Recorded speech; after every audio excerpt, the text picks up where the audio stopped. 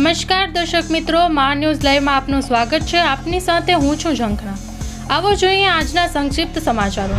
Gandhinagar metro સ્ટેશનની બાંધકામ site ઉપરથી 3.50 લાખની પ્લેટો ચોરાઈ। ગાંધીનગરમાં જર્જરિત જોખમી 3000 સરકારી આવાસો જમીનદોસ્ત કરવા લીલી ઝંડી અપાઈ। પલ્લોલ નજીક કારની ટક્કરે બાઇક સવાર પત્નીનું મોત નીપજ્યું તો પતિ ઇજાગ્રસ્ત।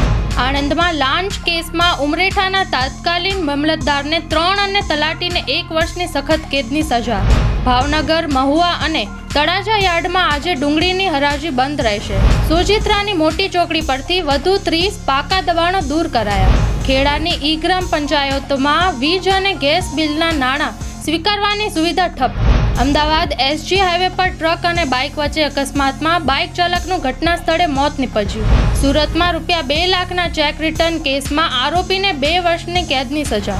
ખંભાતના મદારનગરમાંથી 3.5 કિલો ગાંજા સાથે શખ્સ ઝડપાયો। લોકસભાની ચૂંટણી પહેલા ગુજરાત કોંગ્રેસને વધુ એક ઝટકો। અમદાવાદમાં પૂર્વ ધારાસભ્યનું રાજીનામું। મુંબઈથી ભાવનગર લઈ જવાતો 27.70 લાખનો દારૂ ભરેલી ટ્રક ઝડપાઈ। વડોદરા જાંબુવા બ્રિજ નજીક કારની અડફેટે કોલેજ જતા 2 વિદ્યાર્થીઓને ઈજા તો 1નું મોત નીપજ્યું। અમદાવાદમાં 100 ફૂટના રોડ ઉપર આનંદનગર પોલીસનો કોન્સ્ટેબલ દારૂ પીધેલો ઝડપાયો। સફાઈ બાદ પ્રદૂષણ। શિહોરમાં કચરો જાહેરમાં સળગાવી નાગરિકોના આરોગ્ય સાથે ચેડા કરાઈ।